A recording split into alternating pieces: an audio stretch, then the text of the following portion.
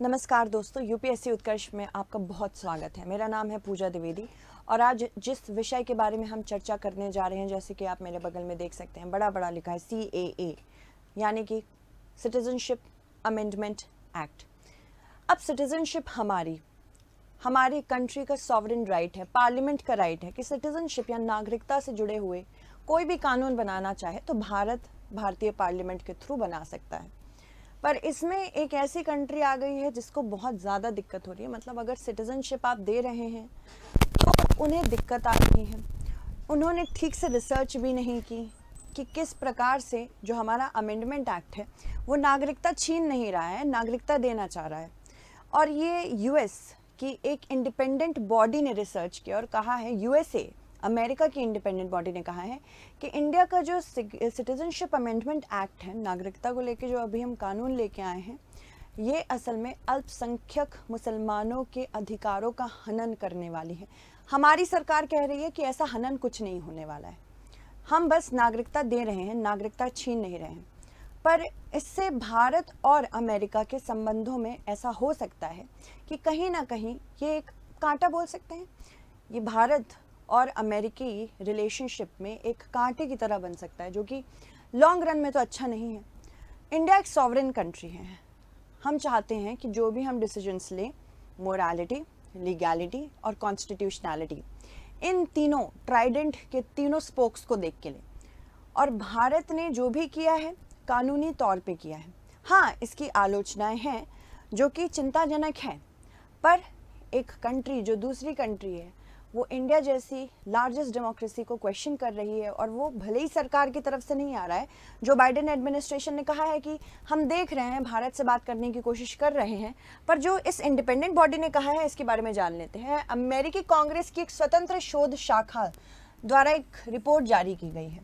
उसमें ऐसा दावा किया गया, मतलब दावा तक कर दिया है इन्होंने, कि इस साल जो कानून में आए नागरिकता संशोधन अधिनियम CAA के प्रमुख प्रावधान भारत के संविधान के कुछ प्रावधानों का उल्लंघन करते हैं। तो मतलब ये कह रहे हैं कि जो ये हम संशोधन लेके आए हैं ये हमारे ही संविधान के कुछ प्रावधानों का उल्लंघन करते हैं।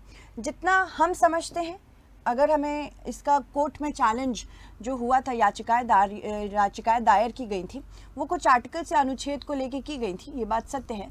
तो इसमें अनुच्छेद 14 शामिल था, अनुच्छेद 15 शामिल था, अनुच्छेद 21 शामिल था, साथ ही साथ अनुच्छेद 25 भी शामिल था। मतलब इन 4 प्रावधानों को, ये हमारे मौलिक अधिकार हैं, ऐसा माना जा रहा है कि जो नागरिकता संशोधन अधिनियम है ये इन चारों प्रावधानों का उल्लंघन कर रहे हैं। जैसे कि हम जानते हैं कि अनुच्छेद 14 राइट टू इक्वालिटी की बात करता है। ये कहता है कि सबको समान अधिकार है हमारे भारत में, और ये ऐसा एक प्रावधान है जो सिर्फ हमारे सिटीजन यानी कि नागरिकों को ही नहीं, हम इवन फॉरेनर्स को भी किसी किसी मामले में देते हैं। तो राइट टू इक्वालिटी पहला ये है। अनुच्छेद 25 क्या कहता है? ये फ्रीडम ऑफ प्रैक्टिसिंग रिलीजन है, यानी कि अगर मैं किसी धर्म का पालन करना चाहूँ, अपने खुद के समझ से, अपने दायरे में मॉरल अबाइडिंग्स होती हैं, हमारी लीगल अबाइडिंग्स होती हैं। अगर मैं कोई भी धर्म अपनाना चाहूँ तो मैं अपना सकती हूँ। तो ये फ्रीडम ऑफ रिलीजन की बात करता है, फ्रीडम ऑफ रिलीजन, यानी आप किसी भी धर्म का पालन कर सकते हैं। फिर अनुच्छेद 15 आता है। अनुच्छेद 15 क्या कहता है कि कोई भेदभाव होना नहीं चाहिए हमारे देश में। तो ये फ्रीडम, राइट अगेंस्ट डिस्क्रिमिनेशन है, ठीक है। कोई भेदभाव नहीं होना चाहिए, राइट अगेंस्ट डिस्क्रिमिनेशन। फिर आखिरी आता है अनुच्छेद 21। ये क्या है?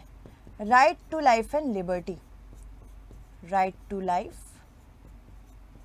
And liberty. मुझे अपना जीवन जीने का पूरा अधिकार है, उतनी ही लिबर्टी से जितने बाकी लोग जी रहे हैं। तो अगर इस संशोधन की बात करें तो यह संशोधन क्या करता है? पहले हमारे भारत में धर्म के आधार पर आप नागरिकता नहीं ले सकते थे। जो हमारे भारत में जिस एक्ट या अधिनियम के ज़रिए हमें नागरिकता मिलती है वो है citizenship amendment act of 1955, citizenship amendment act of 1955। इसने हमको नागरिकता दिलाई है। भारत में जितने नागरिक हैं किसी भी तरीके से 5 तरीके दिए गए हैं, उनमें उन 5 में से किसी भी तरीकों में से नागरिकता ले सकते थे। पर अब एक और बेसिस यहाँ पे ऐड हो गया है, एक और प्रावधान यहाँ पे जोड़ दिया गया है जो है धर्म। अब धर्म के आधार पर भी यहाँ पे नागरिकता ली जा सकती है, नागरिकता छीनी नहीं जा सकती। समझ में आया आपको? तो कौन कौन से धर्म बताए गए हैं? कोई भी हिंदू, सिख, पारसी, क्रिश्चियन, बुद्धिस्ट या फिर जैन अगर पाकिस्तान, बांग्लादेश और अफगानिस्तान से बिलोंग करता है, मतलब पहले वो पाकिस्तान में रहता था, पाकिस्तान का नागरिक था, बांग्लादेश या फिर अफगानिस्तान, इन तीनों देशों में से आता है और 2014 या उससे पहले से रह रहा है भारत में, तो उसे नागरिकता दी जा सकती है। अब यहाँ पे दिक्कत क्या है कि हिंदू, बुद्धिस्ट, सिख, जैन, क्रिश्चियन, पारसी, 1 2 3 4 5 6 धर्म हैं और 3 यहाँ पे कंट्री हैं। दिक्कत यहाँ पे ये आ गई कि मुसलमान इसमें नहीं है, तो मुस्लिम्स को इंक्लूड नहीं किया गया है। अगर पाकिस्तान, बांग्लादेश या अफगानिस्तान का कोई मुसलमान भारत में आके भारत से नागरिकता भारत की लेना चाहता हो तो वो नहीं ले सकता। दूसरी चीज़, अगर बात करें हम ज्यूस की, यहूदियों की, वो भी नहीं ले सकते, जबकि बहुत सारे यहूदी भारत में रहते हैं यहाँ पे भी इस अल्पसंख्यक पर रहते हैं। तीसरी बात यहाँ पे ये है क्यों म्यांमार को नहीं इंक्लूड किया गया, और यहाँ पे एक और बात है श्रीलंका से क्यों नहीं इंक्लूजन हुआ है। तो इन 2 कंट्रीज़ के ऊपर भी क्वेश्चन उठ रहा है कि म्यांमार को भी नहीं इंक्लूड किया गया है, म्यांमार को भी नहीं लिया गया है, और साथ ही साथ श्रीलंका को भी नहीं लिया गया है, जहाँ से बहुत सारे रेफ्यूजी भारत में रहने आते हैं। तो अपने अधिकारों, मानवीय अधिकारों को अगर कोई प्रैक्टिस करना चाहे तो वो हमारे देश में आके संरक्षण नहीं ले सकता। इसके पीछे सरकार ने क्या कहा था? सरकार ने कहा था देखो, इनको नागरिकता देने के पीछे रैशनल जो हमारा है वो ये है क्योंकि पाकिस्तान, बांग्लादेश और अफगानिस्तान ये थियोक्रेटिक देश हैं, इनके खुद के देश का एक घोषित किया गया धर्म है, और इस धर्म के आधार पर क्या होता है, जो अल्पसंख्यक वहाँ रहते हैं, जैसे हिंदू पाकिस्तान में अल्पसंख्यक है, बांग्लादेश में अल्पसंख्यक है, सिख अल्पसंख्यक हैं इन देशों में, जैन, बुद्धिस्ट, पारसी, क्रिश्चियन, ये सारे अल्पसंख्यक है वहाँ पे। तो कभी कभी ऐसा होता है कि धर्म के आधार पे इनको प्रताड़ित किया जाता है, इनके अधिकारों का हनन किया जाता है, इनको मारा जाता है, और ये संरक्षण लेने के लिए भारत के पास आते हैं। और जब भी ये संरक्षण लेने के लिए भारत के पास आते हैं, उसके बाद ये नागरिक होने का अधिकार ना होने की वजह से इनको बहुत सारी चीज़ें नहीं मिलती हैं।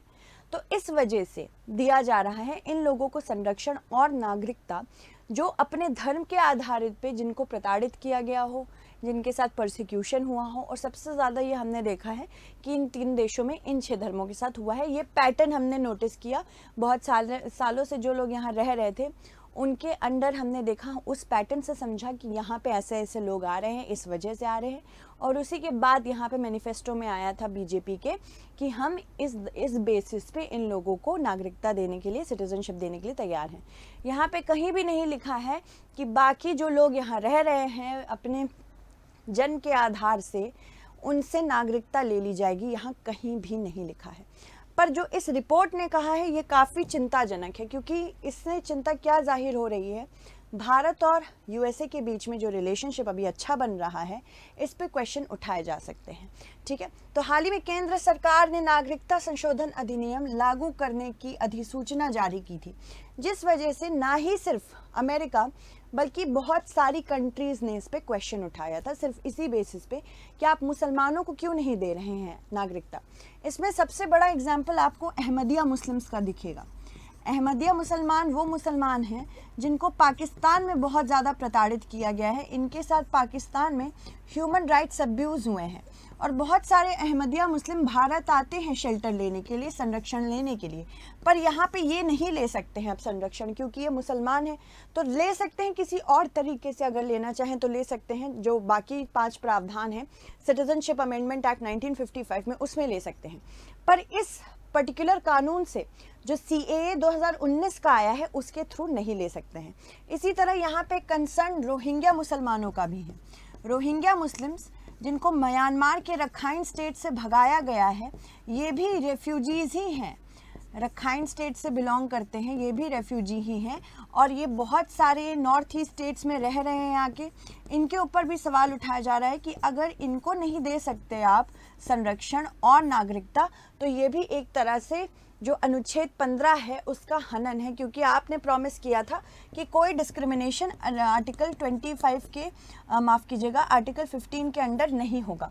अब भारत सरकार ये कह रही है कि हम यहाँ पे भेदभाव तब कर सकते हैं जब हमारे पास पब्लिक लॉ एंड ऑर्डर को मेंटेन करने के लिए एक जिम्मेदारी होगी, कलेक्टिव जिम्मेदारी होगी, तो यहाँ पे हम खुद का एक प्रावधान निकाल सकते हैं। दूसरी चीज़ ये बोला है कि कानून बना सकता है खुद पार्लियामेंट खुद की नागरिकता को लेके, ऐसा हमारे नियमों में, कॉन्स्टिट्यूशन के नियमों में दिया गया है। तो इसमें क्वेश्चन ही क्या है ये नहीं समझ पा रहे हैं। कांग्रेशनल रिसर्च सर्विस CRS की एक संक्षिप्त रिपोर्ट इन फोकस, जिस रिपोर्ट में ये सब निकला है, इन फोकस नाम है इसका, इसमें कहा गया है कि CAA की प्रमुख प्रावधान मुसलमानों को छोड़कर 3 देशों के 6 धर्मों के अप्रवासियों को नागरिकता का मार्ग प्रदान करना है। इससे भारतीय संविधान में कुछ अनुच्छेदों का उल्लंघन हो सकता है। यहाँ पे क्वेश्चन एक और आना चाहिए कि क्यों यहाँ पे यहूदियों को नहीं रखा गया, यहाँ पे ज्यूज़ की बात क्यों नहीं की गई, जबकि ज्यूज़, इजराइल तो USA का बहुत अच्छा दोस्त है और ऐसा हो भी सकता है कि ज्यूज़ रह रहे हों पाकिस्तान, अफ़गानिस्तान, बांग्लादेश में, और यहूदियों और मुसलमानों का एक हिस्ट्री है जो हम सबको पता है। तो यहाँ पे ज्यूज़ के बारे में क्वेश्चन उठाया ही नहीं गया है। CRS अमेरिकी कांग्रेस की एक स्वतंत्र अनुसंधान शाखा है। ये कांग्रेस मतलब वहाँ पे उनका कांग्रेस बोलते हैं ना, उनके कलेक्टिवली उनके पार्लियामेंट को बेसिकली, तो इसके सदस्यों के हित में मुद्दों पर रिपोर्ट तैयार करती है ताकि उचित निर्णय ले सकें। CRS रिपोर्ट को कांग्रेस के विचारों की आधिकारिक रिपोर्ट नहीं माना जाता। मतलब विचारों को आधिकारिक रूप से हम नहीं देख सकते हैं, पर बिल्कुल ये एक नरेशन तो क्रिएट कर सकता है, अंतर्राष्ट्रीय स्तर पर भारत की छवि पर सवाल उठा सकता है। तो जहाँ पे भी छवि पे सवाल उठाने की बात है, भले ही इंडिया ने पहले ही, हमारे external affairs minister doctor Jaishankar ने कह दिया है कि हम जो ये टिप्पणियाँ हो रही हैं उसको ध्यान से देख रहे हैं, और कोई भी दोनों देशों के बीच में असहमति अगर एक चीज़ को लेके होती तो उस पर ज़रूर बात की जाएगी। पर इसमें सबसे बड़ा क्वेश्चन पता है क्या है? हम एक सॉवरेन कंट्री हैं। हम कभी भी, कांग्रेस अपने सिटीजनशिप में अगर चेंज करता है, कांग्रेस ऑफ USA, तो हम वहाँ पे क्वेश्चन नहीं करते। कोई भी देश अगर अपने खुद के कानून बना रहा है तो आप कभी नहीं सुनेंगे कि भारत ने कोई टिप्पणी की है, जब तक ह्यूमैनिटेरियन इशू ना हो। जैसे यूक्रेन रशिया की लड़ाई में लोग, सिविलियंस जब मरने लगे, तो भारत ने मुद्दा किस चीज़ का उठाया था कि हम मानवीय अधिकारों का हनन होते नहीं देख सकते, बेसिक ह्यूमन राइट्स। इजराइल और गाज़ा के बीच में जब भी इशू हुए हैं, हमास के बीच में, तो कभी इंडिया ने किसी भी कंट्री की पॉलिसी को क्वेश्चन तब तक नहीं किया जब तक ह्यूमैनिटेरियन क्राइसिस नहीं हो रहा है। यहाँ तो एक कानून बनाया गया है और जिसकी पूरी पावर पार्लियामेंट को दी गई है कानून बनाने की, खुद संविधान द्वारा। इस रिपोर्ट में आरोप लगाया गया है कि संघीय सरकार द्वारा नियोजित राष्ट्रीय नागरिक रजिस्टर, मतलब NRC, national register of citizens के साथ मिलके CAA भारत के लगभग 200 मिलियन मुस्लिम अल्पसंख्यक के अधिकारों को खतरे में डाल सकता है। यहाँ पे फिर से मैं रिपीट करूँगी, इस कानून में ऐसा कोई प्रावधान नहीं है। हाँ, खतरे उन सब के लिए हो सकते हैं जो अल्पसंख्यक, जैसे अहमदिया मुस्लिम, रोहिंग्या मुस्लिम, जो यहाँ संरक्षण लेने आ रहे हैं। इसके अंतर्गत अगर उन्हें नहीं मिलती है नागरिकता, फिर भी government to the very possible extent कोशिश करती है कि डिपोर्टेशन ना करे। डिपोर्टेशन जहाँ पे उनको हानि हो सकती है, उनके जीवन को किसी भी प्रकार का नुकसान पहुँचा सकता है, भारत ऐसा नहीं करता। पर अगर हम बात करें कि यहाँ जो रिपोर्ट में लिखा गया है कि 200 मिलियन मुस्लिम्स का हम हनन कर लेंगे अधिकार, तो ये कहीं से भी सत्य नहीं है। दूसरी चीज़ आप ये समझिएगा, चाहे आप सरकार की पॉलिसी के साथ हो या खिलाफ हो, जब थर्ड पार्टी क्वेश्चन करे स्पेशली बड़ी कंट्रीज़ की, तो आपको उसको इंडिया कंपेयर टू यूएसए की पॉलिसी देखना होगा, ना कि इंटरनल पॉलिसीज से। तो याद रखिएगा ये 2-3 चीज़ें। आगे बढ़ते हैं। भारत सरकार और सीए के अन्य समर्थकों ने दावा किया कि इस उद्देश्य को पूरी तरह या इसका उद्देश्य पूरी तरह से मानवीय है। मानवीय क्यों है? क्योंकि मैंने बताया इसमें हिंदू, सिख, बुद्धिस्ट या बौद्ध, जैन,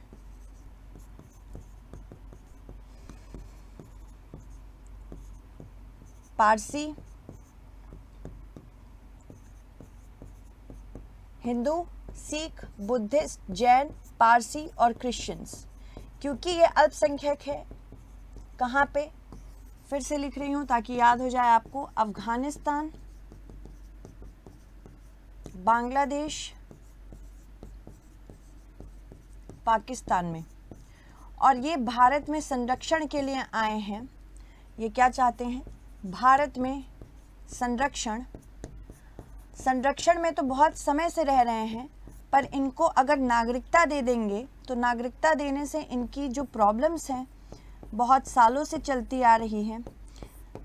ये वोट नहीं दे सकते, पहली चीज़ ये। दूसरी चीज़, इनको वेलफेयर स्कीम्स नहीं मिल पाती हैं, ठीक। इनको हाउसिंग फैसिलिटी नहीं मिल पाती है, इनको गैस कनेक्शन नहीं मिल पाता है, एनर्जी कनेक्शन नहीं मिलता है इनको। तो इन सब की प्रॉब्लम्स हैं इस कंट्री में, इस वजह से यहाँ पे नागरिकता देनी चाहिए। अब दूसरा यहाँ पे इसके अगेंस्ट में क्या आ रहा है? बहुत सारी ऑपोजिशन पार्टीज कह रही हैं कि ये गवर्नमेंट वोट बैंक की पॉलिटिक्स खेल रही है। वोट बैंक की पॉलिटिक्स इसलिए खेल रही है क्योंकि अगर यहाँ पे इन लोगों को दे दिया जाए अधिकार नागरिकता का, तो ये वोट भी कर सकते हैं। और वोट करने से क्या होगा कि एक वोट बैंक की पॉलिटिक्स मिल जाएगी इलेक्शंस में ये वोट भी डाल सकते हैं, है ना? क्योंकि यही तो है सबसे बड़ी पहचान किसी भी नागरिक की कि वो वोट डालता हो। तो ये वोट बैंक की पॉलिटिक्स ऑपोजिशन कह रही है, ठीक है। चलिए आगे बढ़ते हैं। भारत ने सीए के खिलाफ आलोचना को भी खारिज करते हुए कहा कि वोट बैंक की राजनीति को संकट में फंसे लोगों की मदद के लिए प्रशंसनीय पहल के बारे में विचार निर्धारित नहीं करनी चाहिए, भारत की सरकार ने कहा। हाल ही में भारत के केंद्रीय रक्षा मंत्री ने सीएए का बचाव किया और कहा कि कोई भी इसके कार्यान्वयन को नहीं रोक सकता। ये कहा है कि चाहे आप कुछ भी कर ले, ये पारित हो चुका है, अब ये एग्जीक्यूट होगा। इसके बारे में आसार बहुत पहले से थे। इनफैक्ट यूनियन मिनिस्टर्स बहुत सारे कह रहे थे, जनवरी से ही कह रहे थे, उससे पहले भी बातें हो रही थी कि 2024 के इलेक्शन, लोकसभा इलेक्शंस के पहले इसको लागू कर दिया जाएगा। उन्होंने कहा कि सीएए किसी की नागरिकता छीनने के लिए नहीं, बल्कि या धार्मिक आधार पर पाकिस्तान, बांग्लादेश और अफगानिस्तान से विस्थापित लोगों को भारतीय नागरिकता देने के लिए कानून है। अब इसमें दिक्कतें क्या क्या है? क्योंकि पहली बात तो संसाधन की कमी है। संसाधन की कमी होने की वजह से ऐसा कहा जा रहा है कि हम सबको तो नहीं दे सकते नागरिकता, पर हाँ, जहाँ पे मानव अधिकारों का हनन है वहाँ दे सकते हो, बहुत सालों से जो रह रहे हैं लोग। और वैसे भी दूसरा यहाँ पे पॉइंट ये रखा गया था कि यहाँ पे जितने लोग रह रहे हैं बहुत सालों से, ये ऑलरेडी संसाधन यूज़ करने में अपने पर्याप्त संसाधन इस्तेमाल करते ही जा रहे हैं, और हम इनको अगर वापस भेज देंगे तो इनके आर्टिकल 21 का अनुच्छेद 21 का हनन हो सकता है। इसलिए हम इनको वापस नहीं भेज सकते, डिपोर्ट नहीं कर सकते हैं। तो संसाधनों की कमी से नहीं दे सकते। दूसरी चीज़, यहाँ पे स्पेशली अगर नॉर्थ ईस्ट की बात करें, north east states of India, इनकी बात करें तो यहाँ पे ऑलरेडी ट्राइबल वॉरफेयर चल रही है। एक ट्राइब दूसरे ट्राइब से लड़ रहा है। मेती ट्राइब्स का हमें पता ही है मणिपुर में कितना बुरा हाल हुआ था। तो यहाँ ये चाहते हैं कि अगर मान लीजिए हमने सबको नागरिकता दे दी तो नॉर्थ ईस्ट में सबसे ज़्यादा इम्पैक्ट आएगा, जिसकी वजह से वहाँ ऑलरेडी जो आदिवासी क्षेत्र है जो पहले से परेशान है, इतने सारे आदिवासी लोगों की वजह से यहाँ पे परेशानियाँ और बढ़ सकती हैं। तीसरी चीज़ यहाँ पे ये बात की जा रही है कि अगर हमने सबको नागरिकता दे दी तो ह्यूज इन्फ्लक्स ऑफ रेफ्यूजीज़ होने लगेगा। इन्फ्लक्स ऑफ रेफ्यूजीज़ चाहे वो मुसलमान हो या किसी भी अन्य जाति के हों, और क्योंकि पाकिस्तान, बांग्लादेश, अफगानिस्तान ये सारे मुस्लिम राष्ट्र हैं, इस वजह से यहाँ से बहुत ज़्यादा इन्फ्लक्स हो सकता है, क्योंकि इनकी इकोनॉमिक स्थिति सही नहीं है। दूसरी, अब यहाँ पे एक और चीज़ है, क्योंकि पाकिस्तान से बहुत ज़्यादा टेररिज्म सच में आता है, तो अगर सबको हमने नागरिकता देनी शुरू कर दी तो टेररिस्ट भी इसका फ़ायदा उठा के नागरिकता ले सकते हैं। तो इस वजह से यहाँ पे, क्योंकि मुस्लिम्स अपनी खुद की कंट्री में जनरली परसिक्यूट धर्म के आधार पर नहीं होते, बाकी किसी के आधार पर भी हो जाए, तो यहाँ पे अन्य रीजंस की वजह से, अन्य कारणों की वजह से भी लोग आने लगेंगे। ये भी एक प्रॉब्लम है। देखो, संशोधन अधिनियम अफगानिस्तान, ये तो मैंने आपको बता दिया है किन किन को नागरिकता पहुंचाने की कोशिश करता है। इसके अनुसार उल्लिखित देशों के व्यक्तियों ने, यदि याद रखिएगा यहाँ पे डेट, 31 दिसंबर 2014 से पहले भारत में प्रवेश किया था। कट ऑफ डेट के लिए भी बड़े क्वेश्चंस थे कि कट ऑफ डेट 31 दिसंबर 2014 ही क्यों रखी गई है, उसके पहले या उसकी बाद की क्यों नहीं रखी गई। ठीक है, किया था। और इन्हें केंद्र सरकार द्वारा विदेशी अधिनियम 1946 और पासपोर्ट अधिनियम 1920 से छूट दी गई थी, वह भारतीय नागरिकता के पात्र हैं। यानी कि अगर आपको डिपोर्ट नहीं किया गया है, अगर हम बात करें विदेशी अधिनियम 1946 के अंतर्गत या फिर पासपोर्ट अधिनियम 1920 के अंतर्गत, तो आपको भारतीय नागरिकता दे दी जा सकती है। अधिनियम में उल्लिखित देशों के निर्दिष्ट समुदायों के लिए कम निवास आवश्यकताओं के साथ पंजीकरण या प्राकृतिककरण द्वारा नागरिकता के लिए पात्रता को रेखांकित किया गया है। क्या क्या दिया जा सकता है, मतलब आप क्या क्या डॉक्यूमेंट्स बेसिकली लगा सकते हैं। नागरिकता प्राप्त करने पर इन व्यक्तियों को भारत में उनके प्रवेश की तारीख से नागरिक माना जाएगा। यानी कि मान लो किसी ने 2011 में 5 दिसंबर को भारत में प्रवेश किया हो, तो उनको उसी दिवस से माना जाएगा कि ये भारत के नागरिक हैं। उनकी प्रवासन स्थिति के संबंध में कानूनी कार्यवाही भी बंद कर दी जाएगी कि आप बिना किसी डॉक्यूमेंट के, बिना किसी वीज़ा के अगर भारत में एंटर कर रहे हैं, तो आपके ऊपर विदेशी अधिनियम 1946 के अंतर्गत डिपोर्टेशन का एक प्रोसेस केस चल सकता है। अगर चल रहा है तो उसको भी हटा दिया जाएगा। यह अधिनियम भारत में अवैध रूप से प्रवेश करने और वीज़ा या परमिट समाप्त होने के बाद भी यहाँ रहने वाले लोगों के लिए दंड देने की व्यवस्था से संबंधित है। इनके लिए भारत की नागरिकता प्राप्त करने के लिए आवश्यक है 11 वर्षों तक देश में निवास की शर्त को घटाकर 5 वर्ष कर दिया है। यानी कि अब क्या था, 2014 का समय था, 31 दिसंबर 2014, और ये अधिनियम कब आया था, 2019 में आया था। इसीलिए यहाँ पे पहले हमारे पास जो प्रावधान था नागरिकता लेने के लिए कि आप बहुत लंबे समय से यहाँ पे रह रहे हैं, वो 11 साल थी, वो घटाकर क्या कर दी गई है, 5 साल। तो 2014 से 2019 का जो समय था 5 साल का था, इस वजह से यहाँ पे घटा दी गई है। उसके बाद नए अधिनियम की प्रयोज्यता के बारे में जानते हैं। नागरिकता के संबंध में अधिनियम के प्रावधान कहाँ कहाँ पे नहीं लागू होंगे, क्योंकि ये सारे 6ठी अनुसूची के क्षेत्र हैं। 6ठी अनुसूची वही अनुसूची है जिसके अंतर्गत लद्दाख भी आना चाहता है। तो असम, मेघालय, त्रिपुरा और मिजोरम में ये लागू नहीं होंगे। जो भी क्षेत्र 6ठी अनुसूची में आ रहे हैं वहाँ पे लागू नहीं होंगे, क्योंकि अगर वहाँ पे भी लागू हो गए तो लोग वहाँ पे नागरिकता लेके रहने लगेंगे, जिसकी वजह से वहाँ की डेमोग्राफी चेंज होने लगेगी। और सबसे बड़ी लड़ाई यही है कि डेमोग्राफी चेंज नहीं होने देनी है। ठीक है, आदिवासी क्षेत्रों में लागू नहीं होंगे, और ना ही बंगाल ईस्टर्न फ्रंटियर रेगुलेशन 1873 के तहत इनर लाइन क्षेत्रों में लागू होंगे। यानी कि जहाँ पे भी जाने के लिए इनर लाइन परमिट लगती है, कुछ क्षेत्र हैं जहाँ पे इनर लाइन परमिट लगती है, क्योंकि ये सारे क्या थे, पहले तो ब्रिटिश काल में ये क्राउन के रेसिडेंस या क्राउन का एक प्लांटेशन एरिया हुआ करता था। अगर वहाँ पे ब्रिटिश बाकी लोगों को आने देते तो कमर्शियल एक्टिविटीज़ उनकी भी शुरू हो जाती, इसीलिए ये बंगाल ईस्टर्न फ्रंटियर रेगुलेशन को लाया गया था। बाद में इसे बदल के क्या कर दिया, इनर लाइन परमिट। तो जिन क्षेत्रों में इनर लाइन परमिट विजिट करने के लिए नागरिकों को एवं बाहर से आए हुए लोगों को लेना पड़ता है, वहाँ पे भी ये लागू नहीं होगा। तो 2-3 जगह जहाँ यह लागू नहीं होगा, याद रखिएगा। इसके अनुसार धोखाधड़ी, आपराधिक देश सिद्धि और निर्दिष्ट कानूनों के उल्लंघन के आधार पर ओवरसीज सिटीजन ऑफ इंडिया के पंजीकरण को भी रद्द किया जा सकता है। तो उसमें OCI, overseas citizens of India card holder की जो नागरिकता है उनको रद्द करने का भी प्रावधान है। नागरिकता अधिनियम 1955 की धारा 6B CAA के अंतर्गत नागरिकता के लिए आवेदन प्रक्रिया का आधार है। तो अगर पूछा जाए आवेदन प्रक्रिया आप किस अधिनियम के अंतर्गत कर सकते हैं, तो याद रखिएगा नागरिकता अधिनियम 1955। ठीक है। उसके बाद भारतीय नागरिकता हेतु पात्र होने के लिए आवेदक को अपने मूल देश, धर्म, भारत में प्रवेश की तिथि एवं भारतीय भाषाओं में से किसी एक में दक्षता का प्रमाण देना होगा। तो अगर एलिजिबिलिटी पूछे तो ये 3 है। इसके अलावा प्रमाण हेतु कुछ लचीली आवश्यकताएं हैं जिनको पूर्ण करने के बाद ही आपको नागरिकता मिलेगी, जैसे कि जन्म अथवा शैक्षणिक प्रमाण पत्र लग सकता है, पहचान दस्तावेज, लाइसेंस, भूमि रिकॉर्ड अथवा उल्लिखित देशों की नागरिकता सिद्ध करने वाले कोई भी दस्तावेज शामिल हो।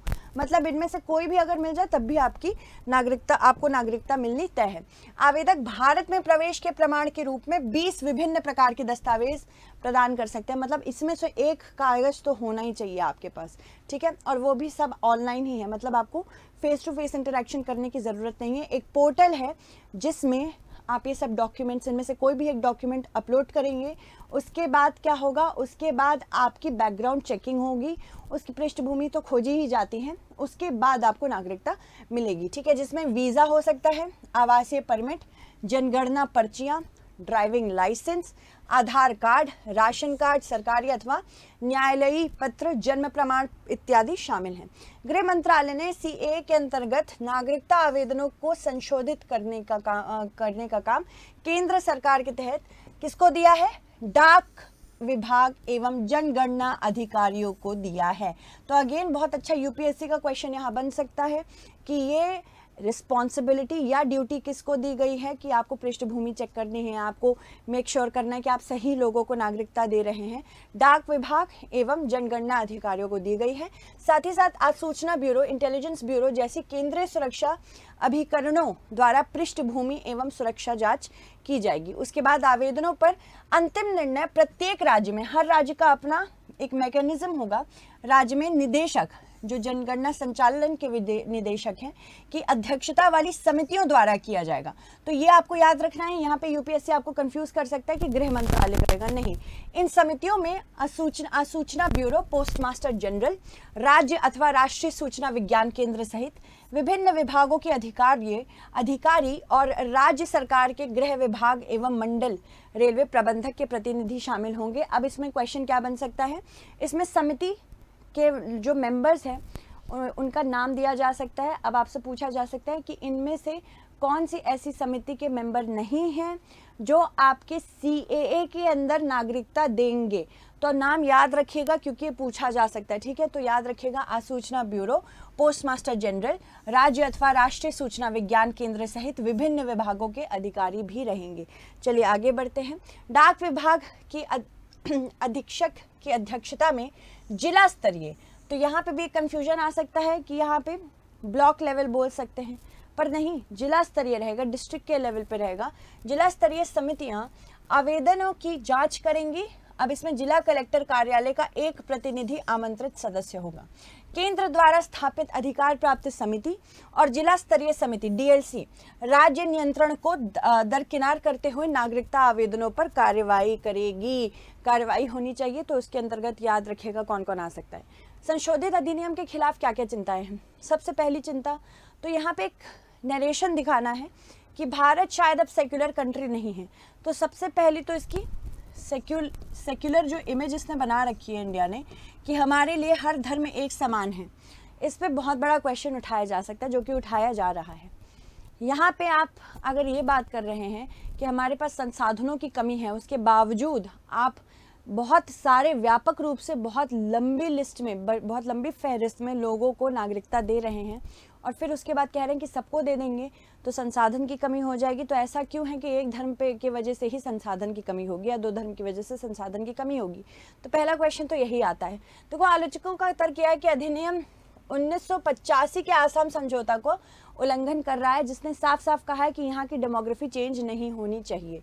आलोचकों द्वारा संविधान के अनुच्छेद 14 और धर्मनिरपेक्षता जो कि सेक्युलरिज्म है, उसके सिद्धांतों को भी हनन हो रहा है, ऐसा कहा गया है। साथ ही साथ तमिल, श्रीलंका और म्यांमार के हिंदू, रोहिंग्या जैसे अन्य शरणार्थी समूहों के बहिष्कार के विषय में भी चिंता जताई है।